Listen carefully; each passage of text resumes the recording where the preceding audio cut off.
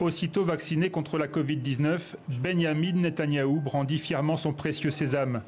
Avec ce certificat d'immunité, le Premier ministre israélien devrait bientôt pouvoir se rendre à nouveau à des événements sportifs, des spectacles ou au restaurant. Des activités interdites aux non-vaccinés. Un passeport sanitaire comme préalable à tout retour à la vie normale. L'idée fait son chemin et en France, les avis sont partagés. On peut tout à fait imaginer que d'une certaine manière, le fait de s'être soumis à la vaccination vous ouvre des portes qui jusqu'alors étaient fermées. L'idée du passeport vaccinal me paraît choquante. À l'unanimité, les opérateurs du spectacle vivant et du cinéma ont rejeté l'idée d'un passeport vaccinal. Le concept séduit en particulier certains professionnels du tourisme. Ils n'y voient qu'une simple extension du carnet de vaccination jaune déjà imposé aux voyageurs dans certaines zones à risque. Mais cela soulève des questions. En France, par exemple, exiger un certificat reviendrait à rendre obligatoire le vaccin. Le gouvernement a pourtant assuré qu'il ne serait pas imposé à la population. Une telle mesure serait donc vite perçue comme discriminatoire.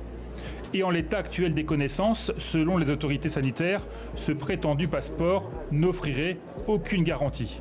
À partir du moment où un vaccin, on ne sait pas s'il bloque la transmission, ça n'a pas de sens. À mon avis, le sens de l'histoire. Le ministre français des Transports a lui-même écarté l'idée d'un passeport vaccinal pour relancer le transport aérien.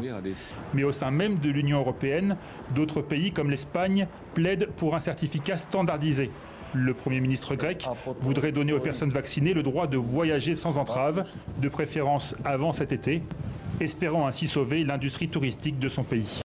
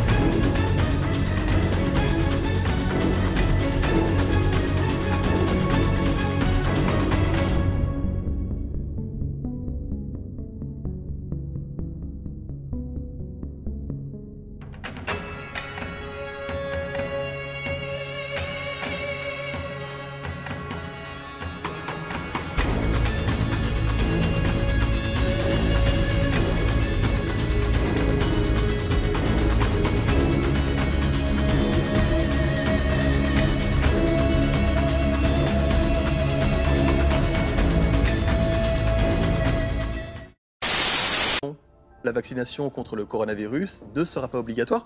Le président de la République s'y est engagé, le Premier ministre également. Olivier Véran, sur le plateau de TF1 en début de semaine, confirme que le vaccin contre le Covid-19 n'est pas obligatoire en France. Le président de la République s'y est engagé, le Premier ministre également. Pourtant, le projet de loi présenté au Conseil des ministres dit tout autre chose. Voici ce qu'on peut lire au paragraphe 6 du projet de loi Gestion des urgences sanitaires. Le Premier ministre peut, le cas échéant, subordonner les déplacements des personnes, leur accès aux moyens de transport ou à certains lieux, ainsi que l'exercice de certaines activités à la présentation des résultats d'un test de dépistage établissant que la personne n'est pas affectée ou contaminée, au suivi d'un traitement préventif, y compris à l'administration d'un vaccin ou d'un traitement curatif. Pour l'instant, le seul traitement curatif contre le Covid-19 étant le vaccin, il faudrait donc, en cas de passage de cette loi, se faire administrer une dose pour pouvoir circuler librement, chez nous, dans les rues. Cette éventualité provoque des réactions mitigées. C'est du gros n'importe quoi, selon moi, cette histoire de passeport sanitaire. On sera contrôlé de partout, selon moi, donc il n'y a pas de raison. Restriction à la liberté, non. Exercer un moyen de contrôle lors des déplacements est un moyen judicieux pour pouvoir inciter les gens à se faire vacciner. Parce que c'est simple, sinon en France on est trop réfractaire contre le virus apparemment. Donc je pense que c'est plutôt une bonne chose. Ce que je pense du passeport sanitaire, je pense que ça ne va pas forcément changer les choses parce que déjà nous en Guyane on est soumis déjà à la fièvre jaune qui est une obligation d'être vacciné pour rentrer sur le territoire. Donc pour moi ça ne va pas changer quoi que ce soit. Un passeport sanitaire en garant de sa bonne santé, inconcevable pour le député de la première circonscription, Gabriel Serville. Je me suis rendu compte que c'est la parfaite illustration de la théorie du président de la République, la fameuse théorie du en même temps, puisqu'il avait commencé par dire que le vaccin ne serait pas obligatoire. Et la lecture du projet de loi démontre qu'au contraire, sous certaines conditions, le Premier ministre pourra imposer l'administration du vaccin pour certains déplacements. Et c'est pour cette raison que j'ai eu envie de dire que la belle symphonie de Noël a failli être remplacée par une cacophonie gouvernementale. Et ça, je ne puis que le regretter. Gabriel Serville n'est pas le seul à être monté au créneau.